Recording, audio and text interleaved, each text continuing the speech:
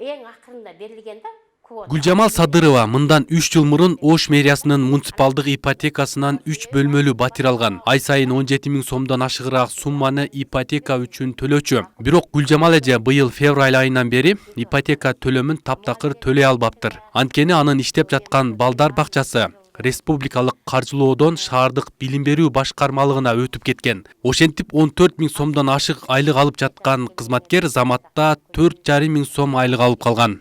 Biz muallimler, вообще эле бюджеттиктер ушул үйдү алганда кошумча доход менен киргенбиз. Бирөө малдарын койгон, бирөө сехин койгон, бирөө кол өнөрчүлүгүн койгон, бирөө контейнерин койгон да.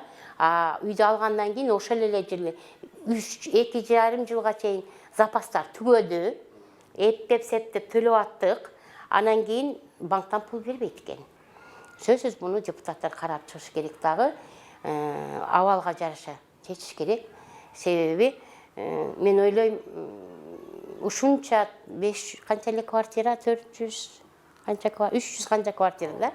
Ошолордун арасынан өтө оор мага ошогон. Башка жака кете албайт, башка жака эмиштей албайт. Пенсияга аз калды. Как раз 28-жылы пенсияга чыгат экенмин. Ошол жылы кредитим бүтөт экен да. Депутаттар болсо курсактары ток, биз менен иштери жок экен. Оштогу Авиценна көчөсүндөгү ипотекага берилген үйлөр. Бул үйдө жалпысынан 360 батирде адам жашайт. Көпчүлүгү саламаттыкты сактоо, билим берүү жана муниципалдык кызматтарда иштешет. Тургундардын айтымында бул үйлөрдө эмитен эле ай сайын берилчү төлөмдөрдү төлөй албагандар көбөйүүдө. Алды 1 жыл, арты 3 айдан бери төлөм төлөй албай калышты. Мэрия жана шаардык кеңеш тургундардын социалдык абалын эске алып, 6% төлөмдү алып салып, чарчы метр үчүн төлөнчү $400 бааны дагы арзандатып беребиз деп убада беришкен экен. Себеби бул жердегилердин бала багыш керекпи, же жашаш керекпи, же булардын ипотека төлөш керекпи? Ипотеканы бул основной суммасы, өзүнүн суммасы 210 болгон. Анан бизге 450ден кылып берип атат. Плюс 6% кылып берип атат да. Ошондо бул чересчур болуп, двойной эмес, тройной оплата болуп калып атпайбы бизге? Бул кандайча өкмөттүн социалдык жактан бизге жардамы?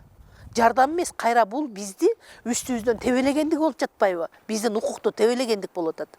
Айлык акылары көтөрүлбөгөн мамлекеттик жана муниципалдык кызматкерлер жыл өткөн сайын төлөмдөрдү төлөй албай жатышат. Тургундарды дагы бир нааразы кылган нерсе 12 жылдык мөөнөттүн ичинде негизги төлөмдөрдүн көпчүлүгү пайыз үчүн коротулуп, соңку жылдары гана негизги суммага кошулат. Батир алгандар келишим түзөөр алдында ушундай системаны толук түшүнбөй калышкан. %6% ошол мезгилдеги 6% бүгүнкү күндө өзүнүн актуалдуулугун жоготот. Жоготуш керек да. Жоготуш керек актуалдуулугун. Бизге же проценти жок кылып берсин.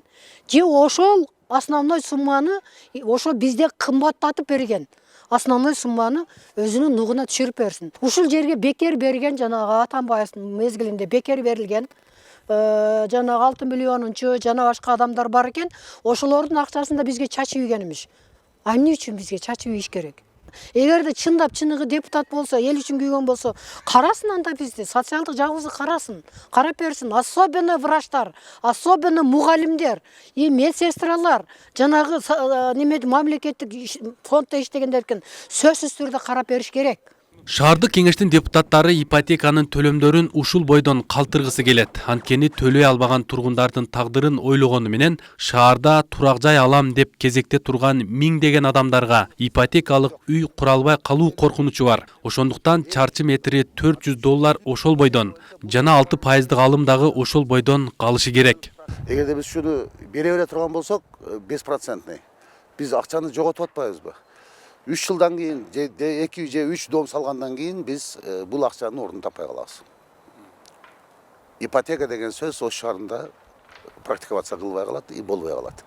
Ошон үчүн хотя бы ушул болуп аткан биздин азыркы күндөгү 260 миллион бизге берген акыркы кадемелер боюнча акчабыз бар. Азыр салынып аткан үй эсеби ичинде. Ушул акча оборот болуп, ушу элибизге кичине болсо да жардам болуп турсун деп, ушул кече комитет өткөздүк, ушу 5%ке гана түшүрө алдык. 1% гана.